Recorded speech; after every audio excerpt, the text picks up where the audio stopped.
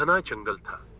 उसमें एक बंजर वृक्ष, जिसकी छांव छाया में एक विचित्र शांतिपूर्ण वट वृक्ष खड़ा था।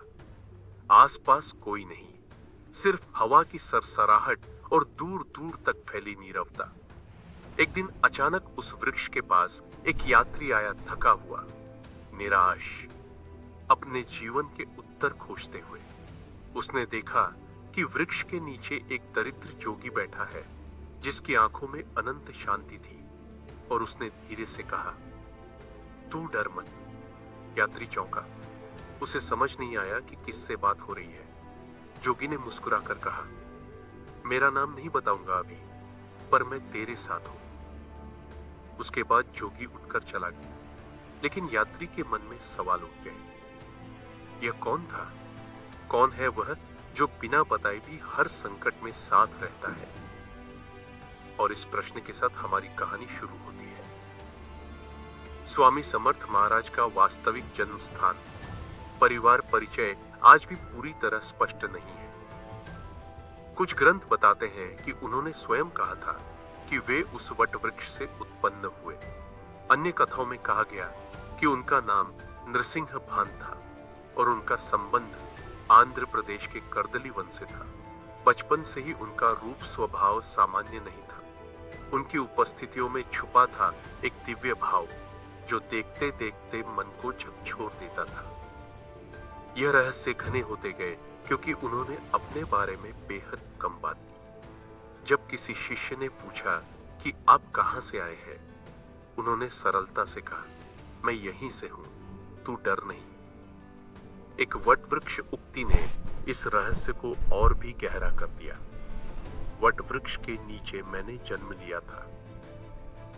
इस तरह पहले चरण में हमें मिलता है एक रहस्यमय संत, जिसका अगम्य जन्म स्थान, अद्भुत रूप रंग और चुप्पी में छिपा संदेश हम समझने को आतुर करते हैं। स्वामी समर्थ महाराज ने किसी एक स्थान पर स्थिर न रहकर देश के अनेक हिस्सों में तपस्या, भटकाव और प्रवचन किया।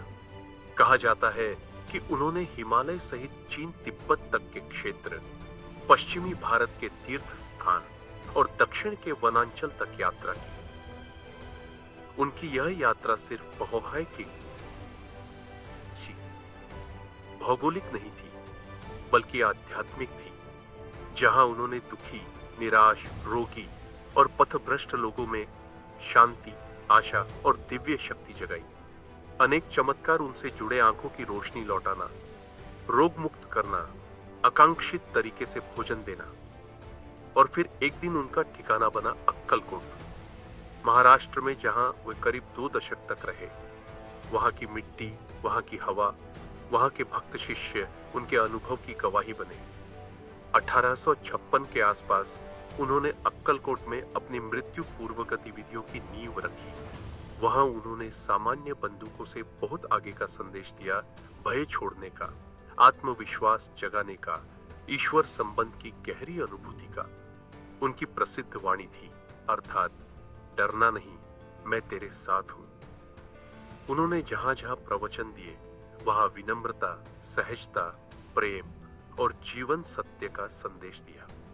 उनसे मिलने वाले लोगों ने अनुभव किया कि संत का रूप सरल, भाषा जन जन को समझ में आने वाली थी। लोगों ने देखा कि उनके आश्रम प्रांगण में कोई भेदभाव नहीं था। राजा रंग, धनी गरीब समभाव से मिलते थे। उनका स्थान निर्धारण भी अद्भुत था। वृक्ष नीचे, साधारण भवन विहीन स्थानों में, जहां प्रकृति शक्ति सहज रूप से महसूस होती थी। उन्होंने स्वयं दिखाया कि दिव्यता भव्य मंदिर शोभा से नहीं, जीवन साधना, अखंड श्रद्धा और सेवा भाव से आती है। स्वामी समर्थ महाराज के साथ अनेक मामलों में चमत्कारी कहानियां जुड़ी है, जिनमें मृत्यु से वापसी, अस्थियों का उत्कर्ष, रोग मुक्ति आदि शामिल है। उदाहरण के लिए, एक कथा में एक लकड़हारा वृक्ष काट रहा था और उसकी कुल्हाड़ी ने वृक्ष के भीतर छुपे संत को चोट पहुंचाई, जिन्होंने उठकर मार्गदर्शन दिया। उनका जीवन दर्शन सरल था, निरंतर विस्मृति में नहीं, बल्कि जागृति में जीना, आत्मभय को त्याग कर निर्भयता से चलना, सांसारिक बंधनों से ऊपर उठकर परमार्थ संचालन करना। उनकी वाणी प्रेरणा आज भी लोगों के जीवन में अभिव्यक्ति पाती है।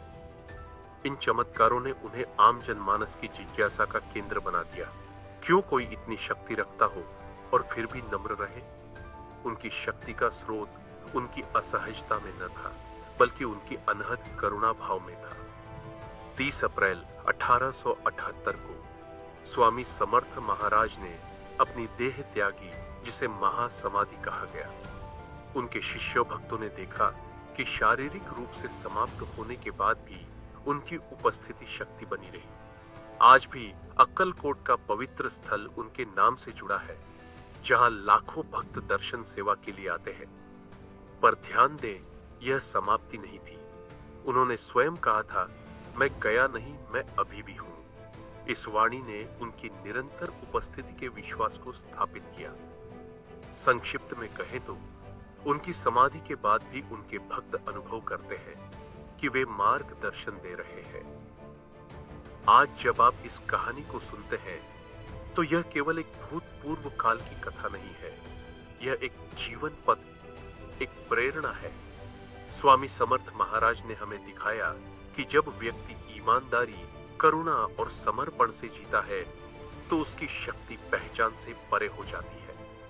क्या यह महान संत किसी रूप में अवतार थे? यह आपके विश्वास क्षेत्र का विषय है, लेकिन एक बात स्पष्ट है, उन्होंने यह वचन दिया, डरना नहीं, मैं तेरे साथ हूं।